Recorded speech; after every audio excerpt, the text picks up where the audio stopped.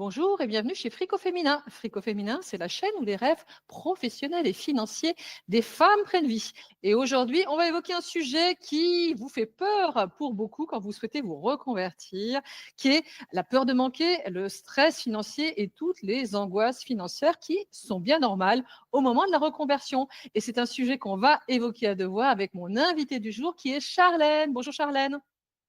Bonjour Ophélie, bonjour à toutes. Mais avant de passer à cette interview, je vous invite à télécharger votre cadeau, votre bonus dans la description, les 6 secrets de ta liberté financière. Alors justement, le stress financier, c'est le sujet number one quand on souhaite se reconvertir. Or, c'est quelque chose de complètement irrationnel qui nous a été renvoyé par la génération précédente, celle de nos parents, on va dire la génération des 30 glorieuses, où on leur a appris quelque part que la sécurité financière était liée à un CDI et rester dans le même emploi toute sa vie. Or, les choses ont changé. Aujourd'hui, que nous disent les chiffres sur l'emploi et sur les rémunérations? Si on reste dans le même emploi toute sa vie, on peut espérer au mieux une augmentation de rémunération de l'ordre de 2%, ce qui ne fait pas rêver par rapport au taux de l'inflation, puisque le taux d'évolution des salaires est aujourd'hui inférieur à l'inflation, alors que si on change de job pour voilà, faire valoir une évolution professionnelle, on peut plutôt espérer renégocier des augmentations de salaire de l'ordre de 20%, des formations et des aménagements de temps de travail, voire ne plus avoir de plafond de verre au niveau de sa rémunération si on décide de devenir entrepreneur. Or, ce sujet continue à nous faire extrêmement peur. Est-ce que c'est quelque chose que tu observes chez les personnes que tu accompagnes en phase de reconversion et est-ce que toi-même tu l'as vécu? Eh bien oui, dans les deux cas, deux fois oui.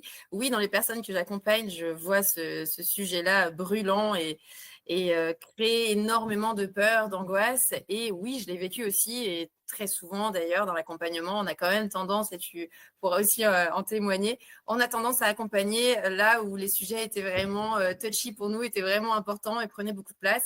Et moi, pendant très longtemps, j'ai cru qu'il n'y avait qu'une seule façon de bien gagner sa vie, c'était un CDI et de se sacrifier un maximum et d'en donner un maximum. Donc oui, ce sujet-là, il m'a, moi, beaucoup touchée et il touche peut-être 9 personnes sur 10 que j'accompagne aujourd'hui. Ouais. Oui, alors ça, c'est la peur numéro un liée à la reconversion et c'est très lié à ce que nos parents nous ont expliqué sur le travail et l'argent. Alors pour la plupart, on a été élevés dans des familles où on nous a expliqué justement qu'il fallait travailler dur, avoir des bonnes notes pour avoir la sécurité et gagner sa vie. Ça veut dire que si on changeait de travail, on ne la gagnait plus, donc on la perdait, d'où une angoisse et une insécurité criante, et encore plus chez les femmes, sachant que la génération de nos mamans, c'est la première génération qui a pu disposer librement de sa vie professionnelle et gérer son argent, mais pour autant, changer régulièrement de vie professionnelle, s'autoriser éventuellement à monter un business et investir, ce n'était pas monnaie courante sur la génération précédente. Complètement d'accord. Hein. Moi, pour ma part, tu vois, j'ai grandi avec l'idée aussi que pour avoir un bon salaire, il fallait déjà faire de longues études, de bonnes études. Après, on met derrière la longueur et le bon plein de choses, selon les familles et selon les éducations. Mais en général, il fallait des diplômes. Et puis, pour avoir à nouveau un bon salaire, gagner beaucoup d'argent, il fallait accumuler des heures, faire peut-être des déplacements, prendre des responsabilités écrasantes, vivre dans un stress. Tu vois, toute cette idée qu'on se donne du sacrifice, du dur labeur. Alors que si tu restes à la maison, en fait, il y a quelque chose d'incohérent et presque, non, si tu cherches un équilibre, forcément, tu vas moins gagner. Enfin, ça me semblait, moi, une équation indiscutable, tu vois. Il y avait un côté, il te faut de l'argent, donc donne-toi un maximum dans un travail qui va te permettre et puis sacrifie-toi, parce qu'après tout, la vie, c'est ça, quoi.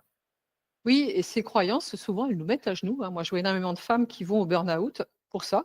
Moi-même, il y a des moments où dans ma vie, je me suis sentie un peu essorée parce que j'avais cette programmation qui me revenait en automatique et un effet miroir et des peurs héritées de la génération d'avant qui étaient complètement irrationnelles, qui n'avaient rien à voir avec ma situation financière et professionnelle. Et pour autant, c'est ça qui m'a empêchée de prendre quelque chose que j'estimais être un risque. Et non, c'était pas un risque, c'était une chance finalement, qui était de me créer une vie sur mesure parce que pour la plupart, on démarre en prenant nos premiers emplois et puis on va dire, généralement, autour de la quarantaine, on serait nombreux et nombreuses à avoir la capacité à se reconvertir et à plutôt chercher l'épanouissement que la sécurité. Or, on reste câblé sécurité. Et oui, complètement. Alors moi, je l'ai vécu et au-delà de ce que j'ai vécu, je le vois aussi chez beaucoup de personnes que j'accompagne.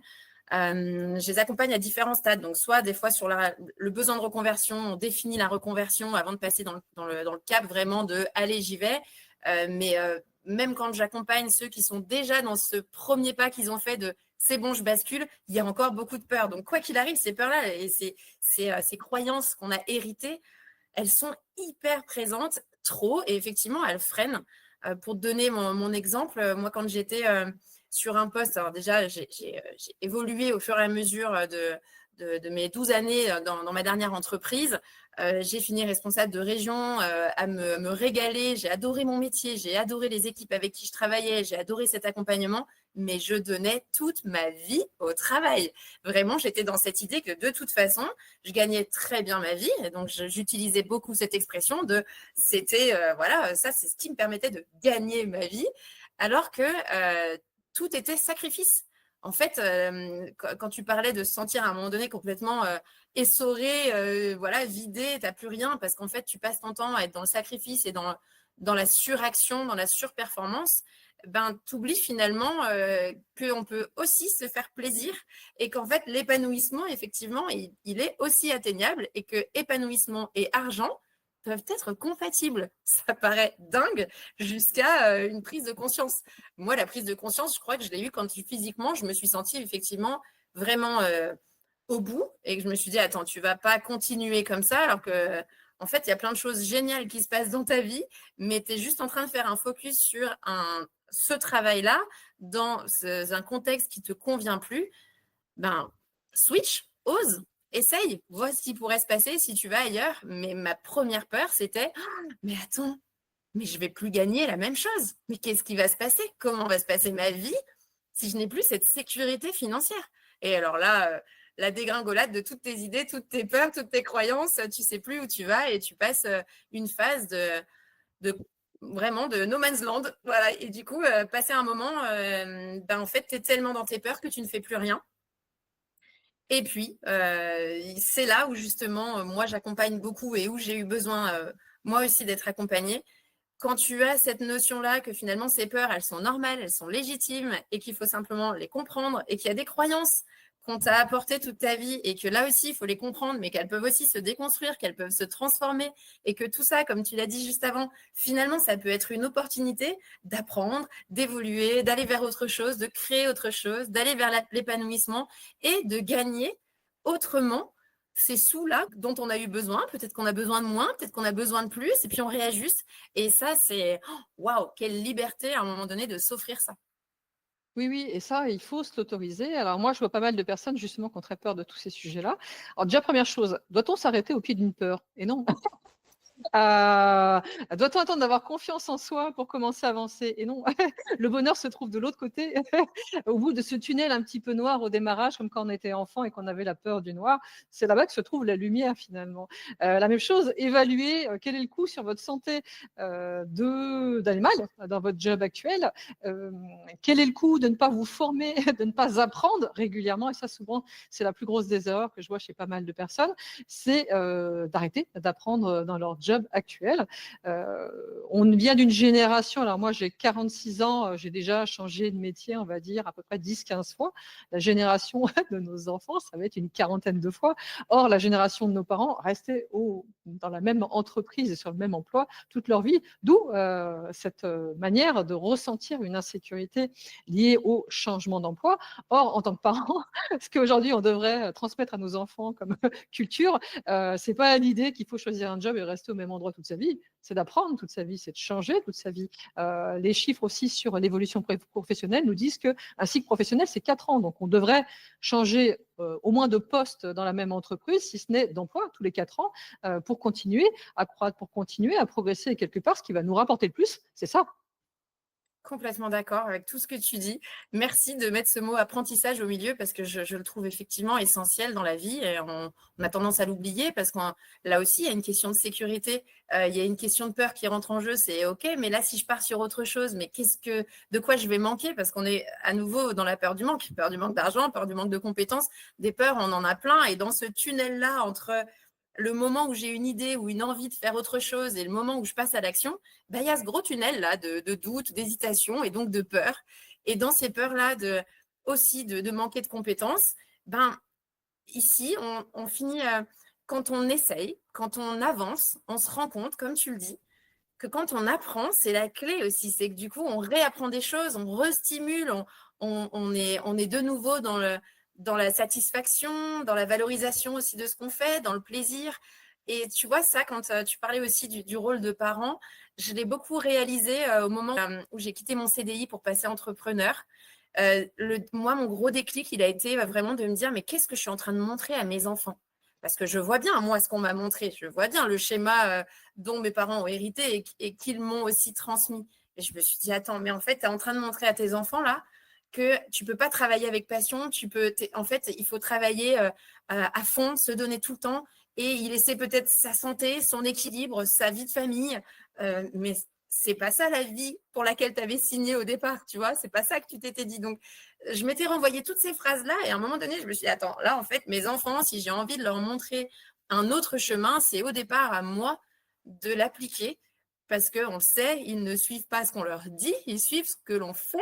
Donc, il y a un moment où ça m'a fait violence aussi et je me suis dit, allez, stop, c'est bon, tu as envie d'autre chose, tu oses, t'y vas. Et effectivement, je suis passée dans ce cap-là de, je vais réapprendre des choses, je vais de nouveau me sentir débutante sur certains points, je vais être dans la phase de l'apprenante, de la débutante et waouh, ce que ça a été challengeant. Mais c'est le plus beau cadeau que je me suis fait là aussi, parce que finalement, j'ai osé sortir d'une situation pour découvrir d'autres choses, donc avoir une opportunité. Ça n'a pas été facile tous les jours, parce que tu as plein de moments qui arrivent avec des questionnements, à nouveau des doutes. Donc, il faut savoir après les chasser, les comprendre, les écouter, mais surtout continuer d'avancer. Et ça, c'est la clé, c'est d'être constamment en mouvement. Si tu n'es plus dans le mouvement, tu es dans la peur, tu la laisses prendre le dessus. Et là, tu es sûr qu'il ne se passera plus rien et tu es sûr que ton cerveau va t'envoyer l'information de « Attends, c'était bien mieux avant, là, c'était plus sécurisant. Tu ne veux pas y retourner pour voir ?»« Ouais, là, on est bien. Viens, on ne bouge plus. On est bien là. » Donc ça, c'est notre pire ennemi. La peur, finalement, elle nous emmène là. Et le fait d'être dans l'inaction, c'est exactement ce qu'il faut éviter. Donc, c'est toujours d'avoir en tête OK, par quoi je commence? Qu'est-ce que je peux faire? Un tout petit truc, mais je fais quelque chose. Oui, alors notre pire ennemi, c'est le confort. J'aime bien dire ça, c'est-à-dire qu'à partir du moment où on commence à ronfler dans nos pantoufles, que ce soit dans nos vies personnelles ou professionnelles, là, c'est pas très bon parce que finalement, c'est confortable, c'est douillet, mais en fait, ça nous éloigne du fait de vivre, de croître, de se développer, d'apprendre, de rencontrer. Et c'est ça qui va créer de la valeur et de la valeur financière, puisqu'on parle d'argent aussi à terme dans nos vies. Et c'est pas le fait de jouer la sursécurité et d'être de manière bien douillette dans ses pantoufles. Et oui, eh bien, comme on ne sait pas ce qu'il y a au bout du chemin et qu'on ne peut pas tout contrôler, eh bien, l'être humain est fait de telle manière que parfois, on va imaginer les dents de la mer. J'aime bien dire, c'est comme nos enfants quand ils avaient peur du noir dans la maison ou au fond du tunnel. C'est la même chose. Ou les gens qui n'osent pas aller nager parce qu'on ne voit pas ce qui se passe sous l'eau. C'est le même type d'angoisse qui se passe à l'intérieur de nous. C'est quand on n'arrive pas à se projeter sur le résultat final, eh bien, on imagine le pire. Mais on peut aussi imaginer le meilleur parce que c'est plutôt ce qui peut se passer quand on se donne les moyens de sa reconversion. Et là aussi, ce qui est important, c'est de bien organiser tout ça. Alors, on le disait à ce moment-là, ce qui est important, c'est de se faire accompagner sur ses peurs et sur ce chemin, tant sur les compétences qu'on va exploiter que justement, c'est quoi la gestion émotionnelle de tout ça. Moi, je le fais beaucoup pour des entrepreneurs. Devenir entrepreneur, c'est se recabler de manière différente sur ces sujets que sont la relation à l'argent, le travail et la réussite. Ça vaut le coup de le faire parce que sinon, vous risquez de ne pas y arriver. La même chose, aussi essayer de faire le point sur sa carrière et se focaliser sur sa zone de génie, pas parce qu'on a avancé et ben, souvent, c'est important de refaire le point sur sa valeur professionnelle. Et ça, c'est important de se faire accompagner pour quelqu'un vous donne un avis extérieur et vous aide à vous mettre en valeur sur le marché du travail si vous souhaitez rester notamment salarié. C'est aussi s'organiser financièrement. Une reconversion, c'est un projet de vie à financer. Le principal tort qu'ont pas mal de personnes, c'est de ne pas constituer une épargne de projet pour changer de boulot régulièrement et pouvoir se permettre financièrement de le faire. C'est également d'oublier d'investir sur soi pour se former. Et des fois, ce n'est pas se former par rapport au job qu'on a actuellement, mais c'est s'autoriser à faire un virage à 360 pour aller explorer un truc qu'on avait toujours voulu faire quand on était gamin. Autre chose, c'est aussi prendre du temps. Moi, je trouve que les reconversions qui sont réussies, c'est des gens qui se payent le luxe, entre guillemets, de prendre du temps, de prendre du recul, de réfléchir à eux, à leur vie, à qu'est-ce qui les anime réellement, plutôt que de repartir en pilote automatique sur ce qu'ils ont toujours connu. Et puis, c'est aussi peut-être se laisser la possibilité d'explorer la manière de regarder le travail et l'argent différemment via l'entrepreneuriat et l'investissement, qui sont des sujets que nos parents nous ont peu transmis, que l'école ne transmet pas, qui sont aussi d'autres voies pour regarder ses finances différemment, parce que là, vous avez quelque part pas de plafond. Donc, quitte à essayer de gagner mieux votre vie, ce côté-là est intéressant à explorer. Encore faut-il s'autoriser à le faire et se faire accompagner pour le faire. Et puis, c'est s'autoriser aussi à rayonner et à briller. Et il y a peu de femmes qui ont été élevées aussi dans cette culture par leur maman à leur dire mais ose, crée-toi la vie que tu veux, tu peux te reconvertir et recommencer ta vie autant de fois qu'il le faut pour te sentir bien et te sentir libre. Complètement. Et effectivement, on regarde beaucoup nos mères, on regarde beaucoup comment elles ont fonctionné et on a tendance à comparer ou en tout cas à calquer notre modèle sur le leur ou peut-être même pire sur le modèle de nos grands-mères. Et là où c'est compliqué pour nous, c'est que ça ne peut pas être comparable. On ne peut pas en fait aujourd'hui calquer le modèle de nos mères dans l'environnement dans lequel on évolue aujourd'hui. Et tu le disais tout à l'heure, il y a aussi cette notion de carrière. Avant, en fait, on choisissait une carrière. C'est même l'homme qui choisissait sa carrière. Et puis, la femme s'occupait un peu plus de la maison, des enfants, de la logistique et potentiellement pouvait travailler, mais pas un travail très gratifiant ou en tout cas très épanouissant. Ou alors, il y avait quelque chose d'un peu plus créatif et ce n'était pas vraiment vu comme une source d'argent. Donc, en fait, le travail de la femme a mis tellement de temps à prendre de la place qu'aujourd'hui, si on regarde l'exemple qu'on a pu voir dans les générations précédentes, on est perdu. Et quelque part, on essaie de se battre contre ça, alors qu'en fait, on peut juste s'en servir comme un nouveau regard et observer ce qui se passait avant. Et surtout, le mettre en place aujourd'hui avec cette idée toujours d'apprendre, d'avoir cet épanouissement, de comprendre en fait nos propres besoins et d'oser effectivement changer si ce n'est pas le cas. Et le changement, c'est quelque chose qui fait peur, c'est quelque chose qui angoisse profondément parce qu'on est toujours dans cette idée de le changement, c'est de fuir la sécurité. Donc là aussi, le cerveau, il comprend qu'il y a une menace. Ton cerveau va t'envoyer plein d'informations à te dire non, non, non, oulala, c'est dangereux, on n'y va pas, ne change pas surtout.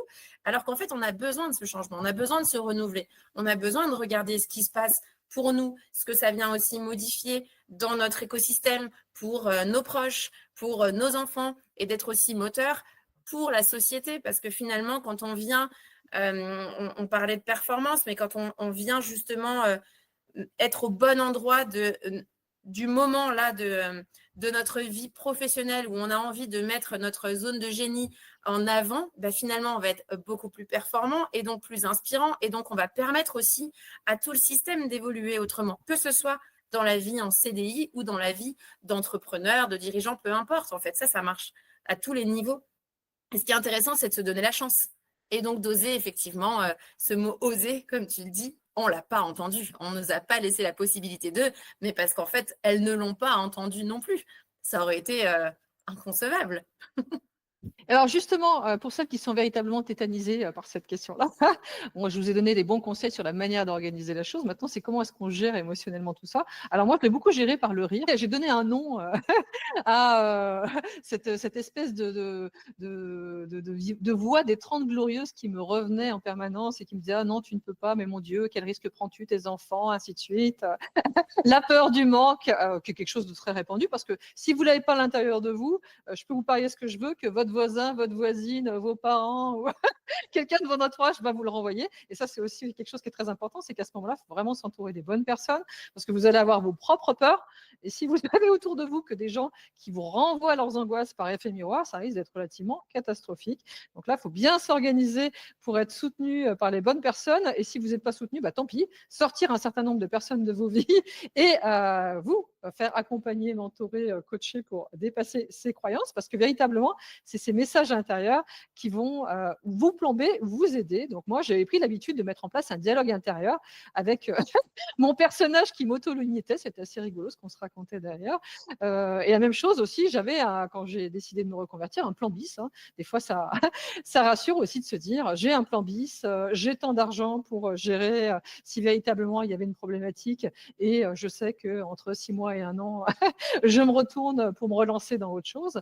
Voilà, et c'est une manière de parler quelque part à cette angoisse qui fait qu'après, eh bien, c'est irrationnel, c'est quelque chose d'émotionnel. Et à force de retravailler sur cet émotionnel, ce n'est pas en une journée, hein, quand on vous a renvoyé la peur du manque et les limitations financières, ce qui est le cas dans la plupart de nos familles, il faut un certain temps pour réussir à se détendre sur ce sujet, mais en vous entourant bien, en apprenant à parler à cette peur et en la ridiculisant, normalement, à un moment ou à un autre, vous rayonnez d'une belle énergie d'abondance et ça vous permet d'avancer vers le projet d'après parce que c'est là que se trouve la solution, celle qui fait que vous allez à la fois vous épanouir, vous allez transmettre les bons messages. C'est ce que tu disais, ben moi aussi je suis maman et ça a été pour moi quelque chose de très très motivant dans mon évolution professionnelle de me dire que je veux transmettre les bons messages à la génération d'après et en fait on inspire parce qu'on est, parce qu'on fait et pas uniquement parce qu'on dit.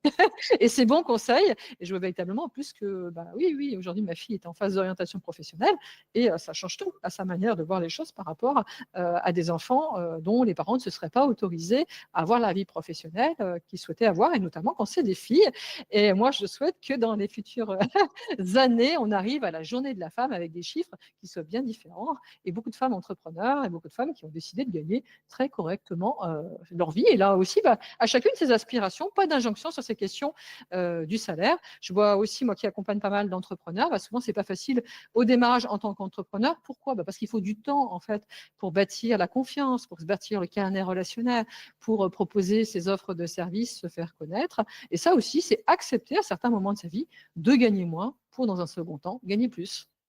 Complètement d'accord avec toi. Je bois tes paroles et puis ça me fait rire parce que moi aussi j'avais cette petite voix que j'ai nommée Suzanne, ce petit diable intérieur là que j'appelle le diable parce qu'en fait c'est pas celui qui veut te faire des bêtises, c'est celui qui veut te laisser là, ancré sur ton petit confort, comme tu l'as très bien dit, c'est notre pire ennemi, le confort. Et en fait, moi souvent, cette petite phrase de peur là qui me renvoyait vers du oui, non mais attends, et tu crois, et qu'est-ce qui va se passer, faire toujours les pires scénarios possibles, ben en fait, à un moment donné, tu te dis, allez, t'inquiète pas, c'est apprendre à se rassurer soi-même aussi, mais on se rassure en avançant. Et c'est toujours la clé. Et ça, je l'ai compris aussi parce que j'ai eu des zones où je n'ai pas réussi à avancer. Et tu te rends bien compte qu'il ne se passe rien si tu n'avances pas toi, si tu ne tentes rien, il ne se passera rien. Il n'y a personne qui va venir te sortir de ça. Et donc, je trouve que la clé du petit pas, elle est aussi ici, dans à chaque fois oser un tout petit truc qui fait que dès que tu essayes un petit mouvement dans la direction dans laquelle tu veux aller, eh ben, tu vois tout de suite qu'il se passe quelque chose. Et du coup, tu observes ça et ça te rassure. Et donc, ça rassure ton cerveau. Et donc, allez hop, on peut se rassurer pour les fois d'après. Donc, ça, c'est un super élément, je trouve, qui fonctionne bien. Et le plan B aussi que j'ai eu, moi, j'ai toujours ce plan B au fond de moi. Bah, ça aussi, c'est une question de tempérament. Tout le monde n'a pas besoin d'un plan B. Moi, il se peut que j'ai un plan B, un plan C, un plan D, mais parce que c'est comme ça que j'ai fonctionné depuis toujours et j'ai besoin d'être rassurée sur mais qu'est-ce qui se passerait. Mais en fait, du moment où je me suis dit que dans mon passé, dans toute ma vie, qu'elle soit personnelle ou professionnelle, j'ai toujours su rebondir. Quoi qu'il arrive, je me suis sortie de chacune des situations, plus ou moins bien, plus ou moins avec des réussites, plus ou moins avec de facilité. Mais en tout cas, je m'en suis toujours sortie. Donc aujourd'hui, je me focus aussi là-dessus en me disant, mais attends, mais les ressources, je les ai. En fait, j'ai tout ce qu'il faut en moi pour, quoi qu'il arrive, rebondir. Donc, allez, j'y vais, j'essaye, je tente un nouveau truc. Bah ouais, c'est peut-être un peu étrange. En plus, il y en a plein qui me diraient, t'es sûr, tu vas peut-être pas au bon endroit. Franchement, c'est bizarre. Ça va pas plaire à beaucoup de gens. Mais attends, c'est peut-être un petit peu trop serré comme offre. Tu vas pas cibler assez de clients. En fait, tout ce qu'on peut me dire aujourd'hui, j'essaye peut-être d'en entendre une petite partie là où ça pourrait m'apporter du conseil ou de la réflexion. Mais surtout, j'essaye de rester focus sur ma propre conviction et de me dire, c'est moi qui ai choisi cette voie-là. Personne d'autre ne peut savoir, à part moi, ce qui serait bon pour moi et pour l'avenir de ma petite entreprise là que je suis en train de monter. Et en CDI, ça marche de la même façon aussi, hein. C'est quand on a des convictions, quand on a des valeurs, quand on a des croyances, faut aussi aller au bout parce que notre personnalité, tout le monde en a besoin. On n'est pas embauché que pour des compétences, on est aussi embauché parce qu'on est une personne. Et il y a un moment où on a tendance à l'oublier parce qu'on a peur de plein de choses. Et donc, voilà, parce qu'on a peur des fois de perdre notre poste et donc de perdre la sécurité financière, etc. Donc, il y a plein de trucs qui se jouent. Et cette peur de l'argent, là où c'est important de la traiter, c'est qu'elle vient se reporter sur plein de domaines de vie et elle empêche plein de choses. Elle nous sabote à plein d'endroits. Et donc, c'est rigolo parce que très souvent, moi, dans les accompagnements, cette peur de l'argent, elle vient, c'est la porte d'entrée, en fait, de toutes les autres peurs qu'on arrive à voir derrière. Et pour reprendre ce que tu disais aussi, ce qui est, à mon sens, vraiment important pour notamment l'entrepreneuriat, mais ça marche aussi dans le CDI, ça marche pour tout type de reconversion. D'une part, on a parlé des peurs et des croyances, donc tout ça, c'est de les comprendre, de les transformer, de les déconstruire, etc., d'arriver à en faire des socles. Mais il y a aussi quelque chose de très important, c'est effectivement la confiance et l'estime de soi. Ça, c'est quelque chose d'hyper important à travailler parce que, en fait, on finit par oublier pas mal de choses au fur et à mesure qu'on avance dans la vie professionnelle, dans le couple, avec des enfants, voilà, toutes les histoires qui peuvent nous arriver. Parfois, on finit un peu par en oublier qu'on est tout simplement le seul acteur de notre vie et que toute cette partie de plaisir, de joie qu'on pourrait retrouver à certains endroits, finalement, on la stimule plus vraiment parce qu'on est arrivé dans des cases, on est bien content, on a atteint des objectifs, on est arrivé à des tiens, à 40 ans, je m'imaginais comme ça, super. Mais maintenant, donc on finit par plus rêver, on se laisse avancer, on se laisse porter, on rentre tout doucement dans ce fameux confort sur le canapé avec les charentaises dont tu parlais. Et ça, c'est effectivement notre pire ennemi, c'est ce qui doit nous alerter et nous dire attends, je suis en train de rentrer dans un super confort, ok, je le voulais, mais comment est-ce que je peux faire un tout petit pas de côté, faire un tout petit mouvement qui me redonne encore une possibilité de prendre du plaisir, de vivre, d'avoir peut-être des difficultés, mais aussi c'est la difficulté qui permet de comprendre le plaisir. Donc il y a aussi toute cette notion de dualité là avec lesquelles il faut jongler tout le temps, mais surtout d'être en mouvement. Voilà, j'aurais tendance à juste rester sur cette idée-là, d'être dans le mouvement qui nous parle. Et donc, la confiance et l'estime de soi, elle se travaille aussi pour ça. Moi, je la travaille beaucoup dans mes accompagnements parce que ça vient simplement recentrer sur soi et ce qu'on a besoin de recomprendre sur nous au fur et à mesure qu'on avance et qu'on change, de comprendre quelles sont en fait nos nouvelles envies aujourd'hui, qu'est-ce qui nous fait vibrer aujourd'hui, qu'est-ce qui nous amuse, qu'est-ce qui nous fait franchement pas plaisir, qu'est-ce qu'on ne veut plus jamais avoir, pourquoi, et tout ça. Mais c'est passionnant en fait de se redécouvrir à un moment donné. Oui, et puis on est aujourd'hui dans un monde où tout s'accélère, où tout change. Les évolutions technologiques, en ce moment, fusent dans tous les sens. Le monde du travail est en train d'être révolutionné, notamment tout le monde du tertiaire par les intelligences artificielles. Donc aujourd'hui, il est vraiment essentiel de s'adapter, de se former et de regarder les choses différemment. Donc ça nécessite de revoir un certain nombre de croyances. Et puis moi, ce que j'aime bien aussi revisiter avec des personnes que j'accompagne, et ce que je leur dis, c'est que moi, à la fin de la vie, quelle est l'histoire que tu veux qu'on raconte de ta vie?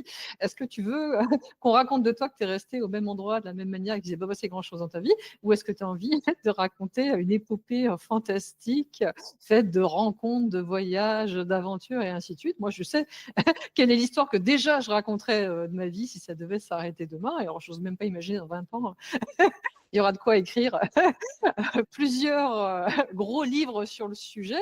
Et oui, en fait, le but de la vie, c'est de la vivre, c'est de se découvrir, c'est de croître, c'est de rencontrer, c'est d'aller explorer de nouveaux horizons, hommes comme femmes d'ailleurs. Et c'est pas forcément de rentrer dans une case et d'y rester toute sa vie. Complètement. Effectivement, quand on regarde le parcours aussi de personnes qui sont richissimes aujourd'hui, pour être vraiment sur ce thème-là aussi, de comment s'autoriser à gagner de l'argent, c'est souvent des personnes qui se sont autorisées à tout perdre. Et à se dire, mais en fait, je ne peux pas tout gagner si je ne me suis pas laissé la possibilité de tout miser.